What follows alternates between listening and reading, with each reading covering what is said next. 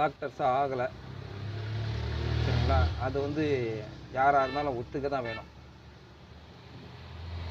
இந்த எடப்பாடி கவர்மெண்ட் அவர் இருந்தார் இல்லையா, சீஃப் மினிஸ்டராக இருக்கும்போது அவர் வந்து 7.5% வந்து இடஒதுக்கீடு வாங்கி கொடுத்தாரு தமிழ்நாட்டு மக்களுக்காக. எஸ்சி எஸ்டியில் இருக்கவங்கெல்லாம் டாக்டர்ஸாக ஆகணும்,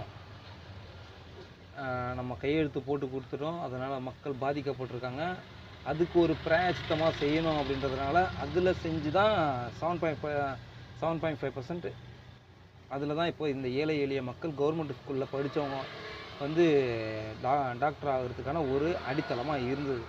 இந்த டிஎம்கே கவர்மெண்ட் 10% மாற்றி இருந்திருக்கலாம். அவங்களால இவங்க வந்து சென்ட்ரல் கவர்மெண்ட்டோட இணக்கமாக இருக்க முடியாத ஒரு சுச்சுவேஷன்னாலையும் அவங்க எடுத்துகிட்டு வர்றது எந்த கொள்கையும் சரியான முறையில் இல்லாதனாலையும் அவங்க எல்லாத்துக்குமே எதிர்த்தவே பழகிட்டாங்க.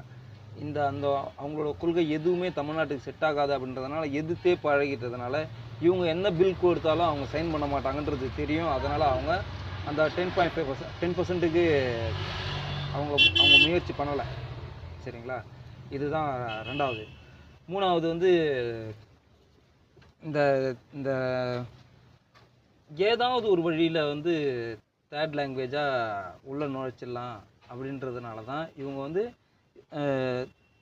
நீட் எக்ஸாமே வந்து சிபிஎஸ்சி பாடத்திட்டம் அதில் தான் அவங்க வந்து கொஸ்டினே கேட்குறாங்க.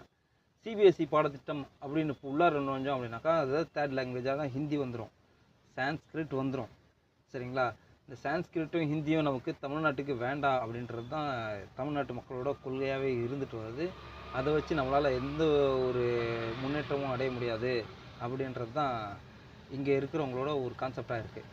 இப்போ அதில் தான் இப்போ என்ன பண்ணுறாங்க அப்படின்னாக்கா இவங்க நான் கேட்குறேன் தேர்ட் லாங்குவேஜாக எடுத்துக்கோ, என்இபி எடுத்துகிட்டு வரேன், அதுலேருந்து நீங்கள் தேர்ட் லாங்குவேஜ் எடுத்துக்கோ அப்படின்னு சொல்லி சண்டை போட்டுருக்காங்க. ஆனால் அவங்க சொல்கிறது வந்து மறைமுகமாக நீ எந்த லாங்குவேஜ் வேணாலும் படிச்சிக்கலாம்,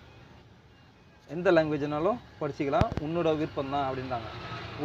ஒரு கிளாஸில் வந்து ஒரு 4 பேர் தெலுங்கு பேசுகிறவங்க இருப்பாங்க, 4 பேர் கன்னடா பேசுகிறவங்க இருப்பாங்க, 4 பேர் வந்து மலையாளம் பேசுகிறவங்க இருப்பாங்க, 4 பேர் வந்து ஹிந்தி பேசுகிறவங்க இருப்பாங்க, 4 பேர் வந்து மராட்டி, துளு அது மாதிரி ஏதாவது பேசுகிறவங்க இருப்பாங்க.